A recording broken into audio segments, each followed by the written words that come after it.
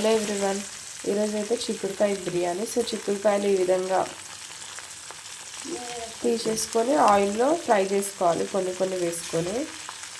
అదేవిధంగా దాంట్లోకి అయితే సాజీరా, దాల్చిన చెక్క, లవంగ, బగారాకు తీసుకోవాలి. పచ్చిమిరపకాయలు ఈ విధంగా కట్ చేసి పెట్టుకోవాలి. కొద్దిగా పుదీనా, కొద్దిగా కొత్తిమీర, కొద్దిగా కొబ్బరి ఇవి తీసి పెట్టుకోవాలి. ఇక్కడైతే చిక్కుడుకాయ మనకి ఆయిల్లో డీప్ ఫ్రై అవుతుంది.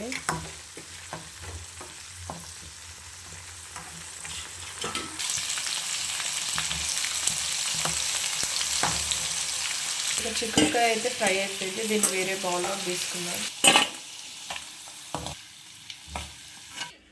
కొన్ని ఆనియన్స్ కూడా కట్ చేసి పెట్టుకోవాలి.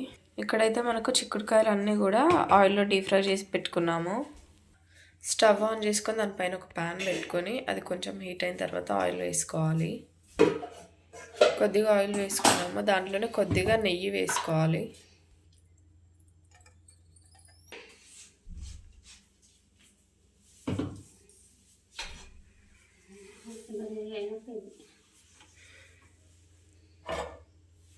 ఇక్కడ దాల్చిన చెక్క, బగారాకు, సాజీరా, లవంగాలు యాడ్ చేసుకోవాలి.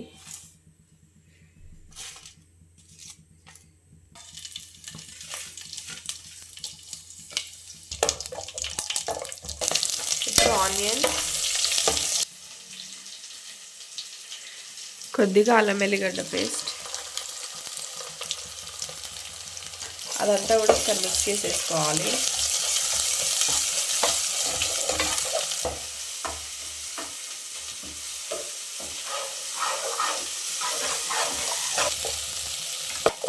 పచ్చిమిర్చి కూడా వేసేసుకున్నాము.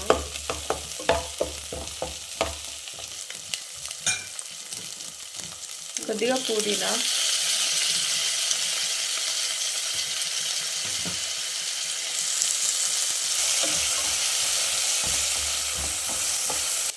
ఇప్పుడు మనం డీప్ ఫ్రై చేసిన చిక్కుడుకాయలు ఉన్నాయి కదా, అవి కూడా యాడ్ చేసేసుకోవాలి.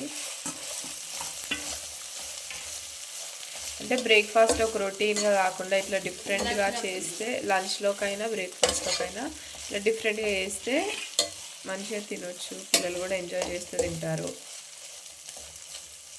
ఇప్పుడైతే స్టవ్ ఆఫ్ చేసుకున్నాము. ఇప్పుడైతే వైట్ రైస్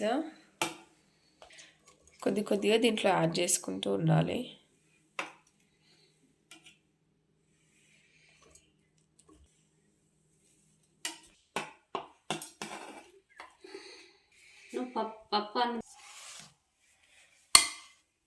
ఇలా వైట్ రైస్ వేసుకొని మొత్తం కూడా మిక్స్ చేసుకోవాలి, అంతా కలిసిపోయేటట్టు. మనం ముందుగా సాల్ట్ వేసుకోలేదు కాబట్టి ఇప్పుడు అన్నం మిక్స్ చేస్తాం కదా, అప్పుడు సాల్ట్ వేసుకోవాలి.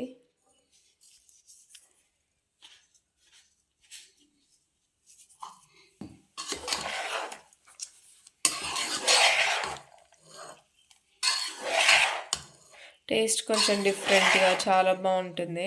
ఒకసారి మీరు ట్రై చేయండి. చాలా సింపుల్గా చేసేసాం కదా.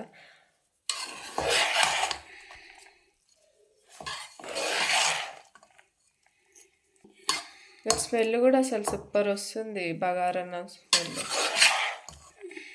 ఇలా వెరైటీగా పిల్లలకు పెడితే కూడా వాళ్ళు ఎంజాయ్ చేస్తూ తింటారు. ఇక్కడైతే అప్పుడు కొబ్బరి చూపించాను కదా, దాన్ని కూడా మిక్సీ పట్టేసి పెట్టుకున్నాము. ఇప్పుడు పైనుంచి కొత్తిమీర వేసేసుకోవాలి.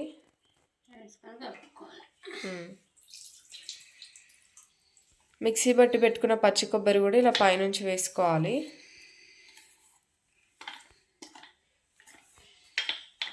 ఇప్పుడు అదంతా కూడా మిక్స్ అయ్యేటట్టు మిక్స్ చేసేసుకోవాలి.